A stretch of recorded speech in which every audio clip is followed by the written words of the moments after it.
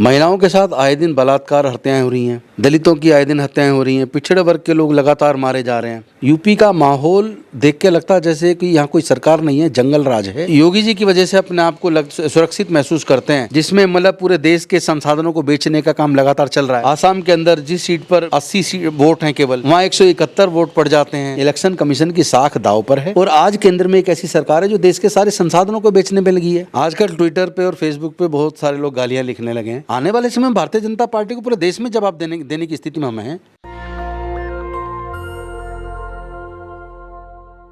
UP में पंचायत चुनाव है, लेकिन वहाँ जो लॉ एंड ऑर्डर की स्थिति है वो लगातार खराब होती जा रही है। खासकर जो SC ST के और OBC के बड़ा तबका है उसके घरों पर हमला हो रहा है। प्रतापगढ़ में आपने देखा होगा किस तरह से विश्वकर्मा समाज के घर पर हमला हुआ। आए दिन इस तरह की वारदातें हो रही है। वहीं योगी जी का एक वीडियो वायरल हो रहा है जिसको लेकर वीडियो चलाने पर FIR कही जा रही है। मेरे साथ दिल्ली के सोशल जस्टिस मंत्री, आम आदमी पार्टी के सीनियर नेता और आम आदमी पार्टी के पंचायत चुनाव के प्रभारी राजेंद्र पाल गौतम जी हैं। आप लोग पंचायत चुनाव लड़ रहे हैं, लगातार आपने यूपी का सघन दौरा किया है। क्या इम्पैक्ट होगा? पंचायत चुनाव से ही तय हो जाएगा कि यूपी में आगे आने वाले समय में क्या होगा? निश्चित तौर पर आप ये मान लीजिए कि पूरे उत्तर प्रदेश के अंदर योगी जी का जो किया भय का जो माहौल वातावरण पैदा किया गया है उससे लोग बहुत दुखी हैं। महिलाओं के साथ आए दिन बलात्कार हत्याएं हो रही हैं, दलितों की आए दिन हत्याएं हो रही हैं, पिछड़े वर्ग के लोग लगातार मारे जा रहे हैं, पुलिस के ऊपर लगातार हमले हो रहे हैं। कोई भी अपने आप को यूपी में सुरक्षित महसूस नहीं कर सकता। यूपी का माहौल देख के लगता है जैसे कि यहाँ कोई सरकार नहीं है, जंगल राज है। संविधान का शासन वहाँ नज़र नहीं आता। गुंडों के हौसले इतने बुलंद हैं कि वो थाने के अंदर घुस के पुलिस वालों तक को पीट देते हैं। तो ये हिम्मत कहाँ से आ रही है? मैं समझता हूँ ये हिम्मत वहाँ के जो मुख्यमंत्री हैं वो एक जाति विशेष की वजह से, उस तरह के लोग जो जाति विशेष के लोग योगी जी की वजह से अपने आप को सुरक्षित महसूस करते हैं और वो तांडव वो लोग मचा रहे हैं। मैं समझता हूँ उत्तर प्रदेश के लोग इस चुनाव को सेमीफाइनल के तौर पर देख रहे हैं। निश्चित तौर पर इसमें भारतीय जनता पार्टी को गहरी चोट लगेगी और 2022 में भारतीय जनता पार्टी सत्ता से बाहर हो जाएगी। हम लोग दिल्ली का गुजरात के मॉडल के खिलाफ, गुजरात का वो मॉडल जिसमें बोलने की आज़ादी नहीं है, जिसमें विपक्ष को ख़त्म किया जाता है, विपक्ष पे छापे डलवाए जाते हैं, झूठे केस बनाए जाते हैं, रासुका लगाई जाती है। अब तो आपने देख लिया होगा कि इलाहाबाद जो हाई कोर्ट है, यूपी के हाई कोर्ट ने खुद कह दिया 70% केसेस जो है वो फर्जी हैं, उनमें रासुका गलत लगाई गई है। तो ऐसी केंद्र की, ऐसी उत्तर प्रदेश की सरकार जो लगातार लोगों को प्रताड़ित करने में लगी हुई है, आज उनको जवाब देने का समय है। और उत्तर प्रदेश की जनता ने तय कर लिया है कि उत्तर प्रदेश के लोग निश्चित तौर पर इस चुनाव के माध्यम से भारतीय जनता पार्टी को आईना दिखाएंगे और 2022 में ये लोग सत्ता से निश्चित तौर पर बाहर होंगे। और दूसरी तरफ एक तरफ ये जो गुजरात मॉडल जिसकी मैंने चर्चा की, जिसमें मतलब पूरे देश के संसाधनों को बेचने का काम लगातार चल रहा है, लोगों के रोज़गार लगातार छीने जा रहे हैं, लगातार लोगों को प्रताड़ना की जा रही है।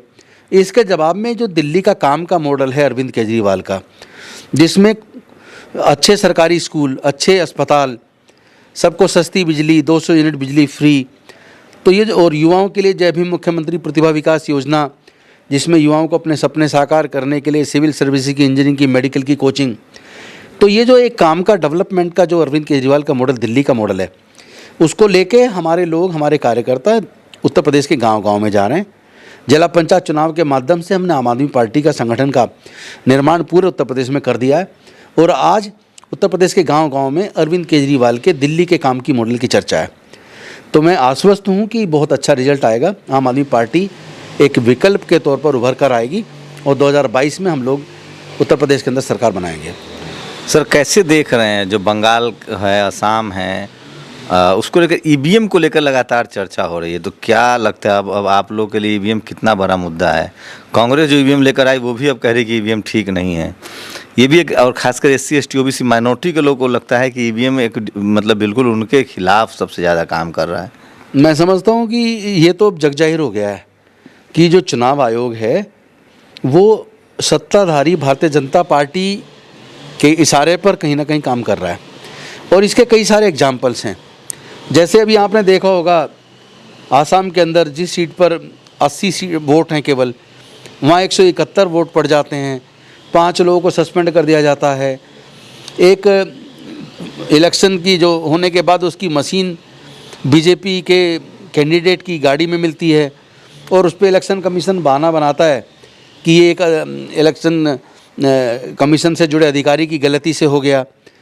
और मतलब और फिर एक बीजेपी के नेता जो खुलेआम धमकी दे रहे होते हैं वो गलती की माफ़ी मांगते हैं और उसको जो प्रचार पे जो रोक लगाई जाती है वो रोक वापस ले ली जाती है। तो मतलब कुल मिला के देखा जाए तो आज इलेक्शन कमीशन की साख दांव पर है और ईवीएम से विश्वास पूरे देश के लोगों का उठ चुका है। केवल भारतीय जनता पार्टी ही ईवीएम पर भरोसा करती है, बाकी पूरे देश की पार्टियां आज ईवीएम पे भरोसा नहीं करती। मुझे लगता है इसके खिलाफ तो पूरे देश की सभी पार्टियों को आने वाले समय में एक मजबूत सशक्त आंदोलन चलाना पड़ेगा। क्या जहाँ जहाँ वोट बैलेट पेपर से डलता है वहाँ वहाँ बीजेपी लगातार हार रही है। सूरत के अंदर आम आदमी पार्टी विपक्ष में आ गई है। अगर वो बैलेट से नहीं होता है चुनाव और वो अगर मशीन से होता तो शायद ये रिजल्ट शायद नहीं आ पाता फिर। तो सर, क्या कांग्रेस के ऑल्टरनेट आप हो रहे हैं आम आदमी पार्टी को देखा जाए, और आपकी क्या भूमिका और आगे होगी? निश्चित तौर पर आम आदमी पार्टी तो विकल्प है। जो लोग कहते थे कि मोदी जी के सामने कौन, तो अब मैं कहता हूँ मोदी जी के सामने एक मजबूत विकल्प के तौर पर अरविंद केजरीवाल उभर कर आए हैं, जो काम में भरोसा करते हैं, जिन्होंने चुनाव के दौरान, दिल्ली के चुनाव के दौरान 2020 में साफ साफ जनता से कहा कि जब पूरी बीजेपी ने सारे अपने मुख्यमंत्री, सारे मंत्री, सारी ताकत, जनबल, मीडिया बल, धन बल सब कुछ लगा दिया था और वोट को पोलराइज करने की कोशिश की थी, तो उस दौरान अरविंद केजरीवाल एक ऐसे नेता के तौर पर उभर कर आए जिन्होंने कहा कि अगर हमने काम किया हो तो हमें वोट देना और हमने काम ना किया हो तो हमें वोट मत देना। और ऐसे में हम लोग जो 70 में से 62 सीट जीत कर आए हैं, इसका मतलब यह है कि पूरे देश के लोग अब आम आदमी पार्टी को एक विकल्प के तौर पर पूरे राष्ट्रीय स्तर पर देख रहे हैं। तो मोदी जी के सामने कौन, इसका जवाब अब अरविंद केजरीवाल सामने आ चुके हैं। सर, आपसे भी बहुत उम्मीदें हैं, खासकर ऐसे वक्त में जब लोग कॉन्स्टिट्यूशन को लेकर संशय है कि बचेगा कि नहीं बचेगा। पार्लियामेंट हो, विधानसभा हो, SC ST OBC माइनॉरिटी के लोग बोल नहीं रहे हैं, FIR हो रहा है। एकमात्र चेहरा बन रहे हैं आप जो सामाजिक आंदोलन, फूले पेरियार अम्बेडकर के आंदोलन को आगे बढ़ा रहे हैं। इसको लेकर क्या खास रणनीति है आपकी, और आपका जो मिशन, जो ड्रीम प्रोजेक्ट है मिशन जय भीम, उसमें क्या अपडेट आप देश को बताना चाहिए? हम लोग पूरे देश में जाकर जितना भी अनुसूचित जाति, जनजाति, पिछड़े वर्ग के लोग हैं या उपेक्षित वर्ग के लोग हैं, अल्पसंख्यक समाज के लोग हैं, या जो अपर कास्ट का गरीब है जो अपने आप को ठगा हुआ महसूस कर रहा है, उन सबको हम लोग एकजुट करना है। चूँकि सबका दर्द एक जैसा है, सबको क्वालिटी हेल्थ सर्विस चाहिए, सबको क्वालिटी एजुकेशन चाहिए, सबको रोज़गार चाहिए। और आज केंद्र में एक ऐसी सरकार है जो देश के सारे संसाधनों को बेचने में लगी है। जो बोलता है उसको धमकाते हैं, उनके खिलाफ मुकदमा बना दिया जाता है, उनके ऊपर छापे लगा दिए जाते हैं। ऐसे हालात में मैं समझता हूँ ये सारे वर्ग एकजुट होंगे और हम इसमें लगे हैं। जो लोग संविधान को बदलने की बात कर रहे हैं, जो लोग मनुस्मृति का शासन लाने की बात कर रहे हैं, वो लोग नहीं बचेंगे। प्रजातंत्र में वोट की इस लड़ाई में वो लोग निश्चित तौर पर हारेंगे और आने वाले समय में डॉक्टर बाबा साहब अम्बेडकर जी के का संविधान ही जीतेगा। सब लोग धीरे धीरे एकजुट हो रहे हैं, बहुत अच्छी मेहनत चल रही है और उसका रिजल्ट निश्चित तौर पे आएगा। और जो अम्बेडकरी विचारधारा है, जो जन कल्याणकारी विचारधारा है, अल्टीमेटली जीत उसकी होगी। सर, ऐसे दौर में जब फेसबुक पोस्ट से लेकर नेताओं पर रेड हो रहा है, छापेमारी हो रही है, आप बीजेपी से और खासकर यूपी में जाके कैंपेन चला रहे हैं, आपके मेंबर ऑफ पार्लियामेंट पर भी FIR दर्ज हुआ, आपके विधायक को भी जेल में डाल दिया गया था। आपको भी किसी तरह का थ्रेट मिलता रहता है, चूँकि आप सामाजिक आंदोलन भी चला रहे हैं, राजनीतिक आंदोलन भी चला रहे हैं? आजकल ट्विटर पे और फेसबुक पे बहुत सारे लोग गालियाँ लिखने लगे हैं, लेकिन मुझे लगता है कि मैं सही दिशा में काम कर रहा हूँ, इसलिए गालियाँ बढ़ गई हैं। जो लोग चाहते हैं कि केवल हम सब लोग भाजपा के ही गीत गाएं, मोदी जी के गीत गाएं, वो जब सच का आईना दिखाते हैं पूरे देश को कि किस तरह देश के संसाधनों को बेचा जा रहा है, किस तरह देश में समाज के अंदर नफरत पैदा की जा रही है केंद्र की सरकार के द्वारा, वो लोग गालियाँ लिखते हैं, तो उसकी परवाह नहीं है। और वो ये भी कहते हैं बहुत लोग, तुम्हारे यहाँ छापा डलेगा, जेल में जाओगे, केस बना देंगे झूठा।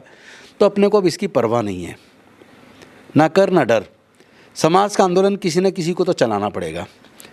समाज से रिस्पॉन्स मिल रहा है? निश्चित तौर पे समाज से रिस्पॉन्स मिल रहा है, समाज एकजुट होता जा रहा है। आने वाले समय में भारतीय जनता पार्टी को पूरे देश में जवाब देने की स्थिति में हम हैं।